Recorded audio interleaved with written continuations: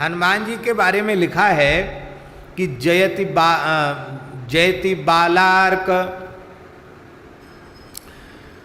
बर बदन पिंगल नयन कपिश। हनुमान जी के कपिश माने भूरी भूरी रोमावली है, कपिश केश भूरी रोमावली है, बड़ी ललित है, बड़े कोमल है हनुमान जी के केश। ये लावण्य क्यों है? हनुमान जी के रोमों में इतनी चमक और इतना लावण्य क्यों है? इसका कारण क्या है? हनुमान जी के प्रत्येक रोमकूप से विजय मंत्र प्रकट होता है, इसलिए बहुत प्रसिद्ध है।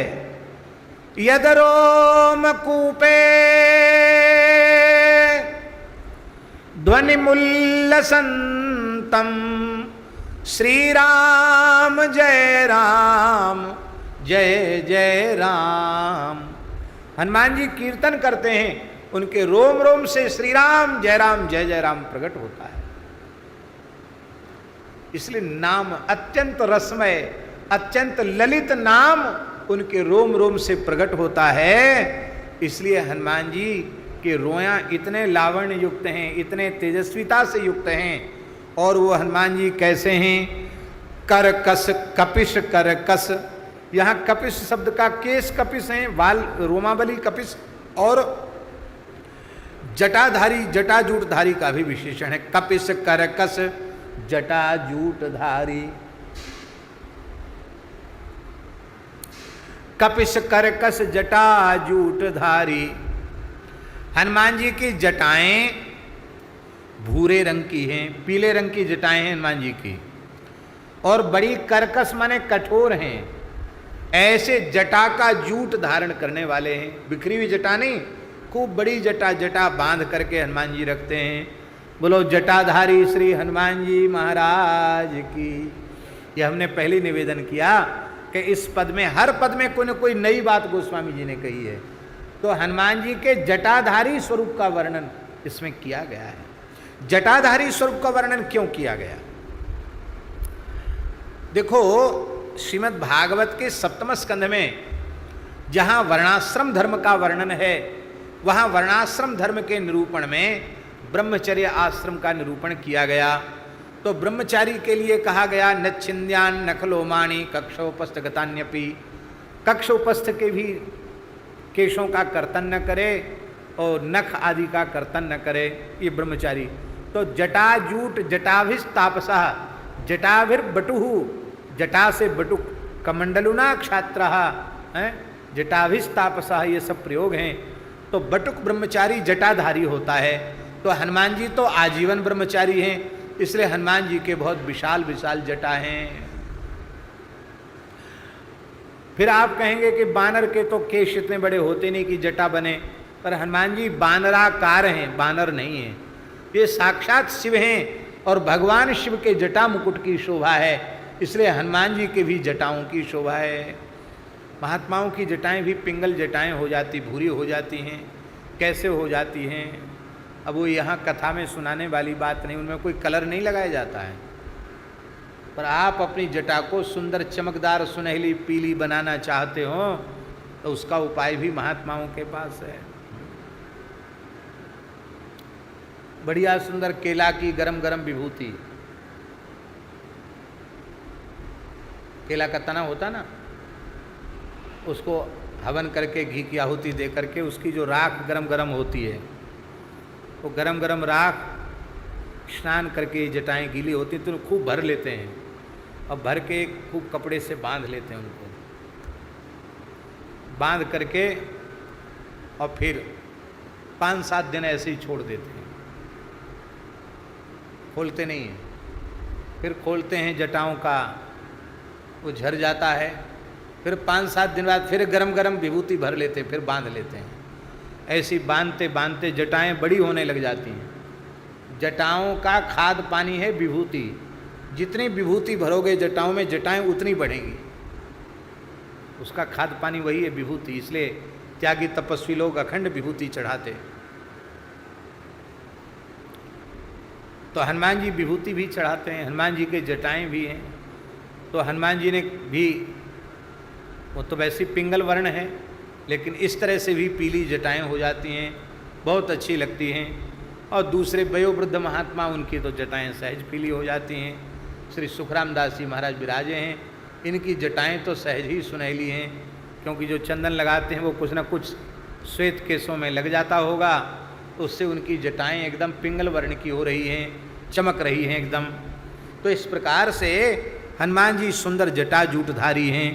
और कैसे हैं? बिकट भ्रकुटी वज्र दसन नख बैरी मदमत्त कुंजर पुंज कुंजरारी। हनुमान जी की भौहें बड़ी विकट हैं, भ्रकुटी विकट है, उसको देखकर बड़े बड़े त्रिलोक विजयी असुर भी उनके कपड़े बिगड़ जाते हैं। वज्र दसन नख, वज्र के समान दंत हैं, इनकी चर्चा हम कर चुके हैं वज्र नख और वज्र दसन की पिछले पदों में। और बैरी मदमत्त कुंजर, शत्रु मत वाले हाथी के समान हैं, उनके कुंजर पुंज, पुंज माने समूह, उन मतवाले हाथियों के समान जो शत्रुओं के समूह हैं उनको क्या करते हैं? कुंजर आरी, कुंजर माने हाथी, उनके अरि माने शत्रु, उनके लिए हनुमान जी सिंह के समान है। जैसे एक प्रचंड पराक्रमी सिंह हाथियों के झुंड को तितर बितर कर देता है, ऐसे हनुमान जी राक्षसों की सेना को तितर बितर कर देते हैं। जहां हनुमान जी पहुंचते वहां से भगदड़ मच जाती है राक्षसों में। ऐसे हनुमान जी महाराज हैं। जयति भीमार्जुन ब्याल सूदन गर्वहर धनंजय रथत्राण के तू। श्री गोस्वामी तुलसीदास जी महाराज कहते हैं भीम अर्जुन और ब्याल सूदन माने गरुड़, इन सबके गर्भ का हरण करने वाले हनुमान जी आपकी जय हो। भीमसेन को भी बड़ा अहंकार था अपने बल का, भीमसेन के बल के अहंकार को भी हनुमान जी ने ही दूर किया। बद्रिकाश्रम में गंधमादन पर्वत के निकट अलकनंदा के निकट पांडव विराज रहे थे। उसी समय अलकनंदा के जल में एक विशाल सौगंधिक नामक कमल, सहस्रदल कमल बह करके आया। उस कमल को भगवती श्री द्रौपदी जी ने, महासती द्रौपदी जी ने उस कमल को उठा लिया और भीमसेन के पास जाकर इच्छा व्यक्त की कि ऐसा ही दूसरा कमल यदि हमें मिल जाए तो इससे हम भगवान शिव पार्वती का पूजन करना चाहते हैं। तब आप उस सौगंधिक पुष्प को खोजते हुए गंधमादन पर्वत से आगे चल पड़े। वहाँ जाकर, महाभारत की कथा है महाराज जी, वहाँ जाकर देखा तो इतनी जोर की आवाज़ आ रही थी कि उस आवाज़ के कारण पूरा जंगल कांप जाता था, पर्वत थर-थर कांप जाता था। उस भयंकर शब्द को सुन करके भीमसेन के रोंगटे खड़े हो जाते, उनको लगता रही ये इतनी भयंकर आवाज़ कहाँ से आ रही है। लेकिन रोंगटे खड़े हो जाते, पर भीमसेन को जीवन में कभी भय हुआ ही नहीं, इनके शब्दकोश में ही भय नहीं था। तो भीमसेन बढ़ते चले जा रहे थे, शब्द के निकट पहुंच गए तो वहाँ देखा हनुमान जी, जहाँ से देवलोक की सीमा है वहाँ हनुमान जी रास्ता रोक करके एक विशाल शिला पर बूढ़े बंदर के समान हनुमान जी लेटे थे। और बीच बीच में हनुमान जी जम्हाई लेते थे, ऐसे करते थे, और जम्हाई लेकर के अपनी पूंछ को पटकते थे। तो जैसी पूंछ पटकते तो पूंछ पटकने का शब्द था, वो पूरा पहाड़ हिल जाता, पूरा वन कांप जाता था। भीमसेन ने सोचा कि विलक्षण बानर है, ऐसा विशाल काय बानर जिसकी पूंछ पटकने से इतना शब्द हो रहा हो, ऐसा बानर तो आज तक देखा सुना नहीं गया, बड़ा विचित्र बानर है। वहां पहुंच गए और गर्जना करते हुए कहा, ए बंदर, मैं इस मार्ग से आगे निकलना चाहता हूं, हट जा रास्ते से, मुझे रास्ता दे दे। हनुमान जी तो लीला करने के लिए वहां पौड़े थे। हनुमान जी ने धीरे से आंख खोली, फिर एक जम्हाई ली और बोले, अरे मैं बूढ़ा रोगी कितने सुखपूर्वक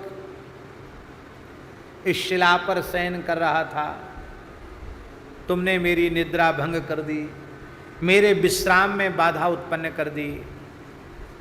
लगता है तुमने गुरुजनों की सेवा नहीं की है। यहां हनुमान जी उपदेश दे रहे हैं भीमसेन को, लगता है तुमने गुरुजनों की सेवा नहीं की है। ध्यान में ही बात है, क्यों कह रहे हैं, बहुत ऊंची बात है हनुमान जी की। विनय नामक दिव्य सद्गुण गुरुजनों के भक्त में ही आता है। जो दुर्विनीत हो तो समझ लेना चाहिए उसने माता पिता गुरु की आज्ञा का पालन नहीं किया, उनकी सेवा नहीं की। सेवा करने वाला विनयी होता ही है, विनयशील होता है। लगता तुमने माता पिता गुरुजनों की सेवा नहीं की है, इसलिए तुम दुर्विनीत मालूम होते हो, तुम्हारे हृदय में दया नहीं है। प्राणी मात्र के प्रति दया की भावना होनी चाहिए। तुम्हारी प्रवृत्ति क्रूर कर्मों में क्यों हो रही है? लगता है ज्ञानवान विद्वान पुरुषों की सेवा तुमने नहीं की है। और तुम कौन हो, कहाँ, क्यों यहाँ आए हो? ये पर्वत आगे अगम्य है, यहीं से लौट जाओ, यहां से आगे मनुष्य नहीं जा सकते, चले जाओ यहां से।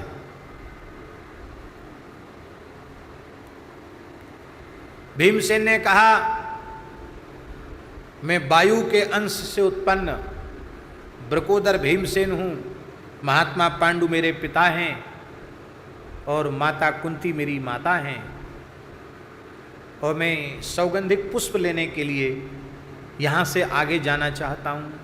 यहाँ से आगे तो जाना मना है, मैं इस रास्ते को रोक कर पड़ा हूँ, मैं तुमको यहाँ से आगे नहीं जाने दूंगा। भीमसेन इतना कहाँ सहन करने वाले थे? हे बानर, लगता है तेरी मृत्यु आ गई है, मरना चाहता है क्या? शीघ्र इस रास्ते से हट जा, नहीं तो मुझे तत्काल मौत के घाट, तुझे तत्काल मौत के घाट उतार दूंगा, यमलोक भेज दूंगा। भीमसेन ने कहा,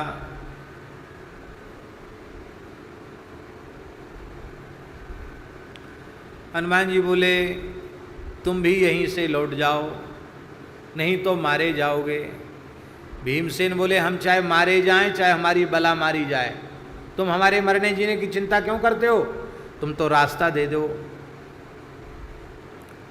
हनुमान जी बोले, मैं बूढ़ा हूँ, रोगी हूँ, व्याकुल हूँ, मैं यहाँ से हट नहीं सकता, तुम मुझे लांघ कर चले जाओ।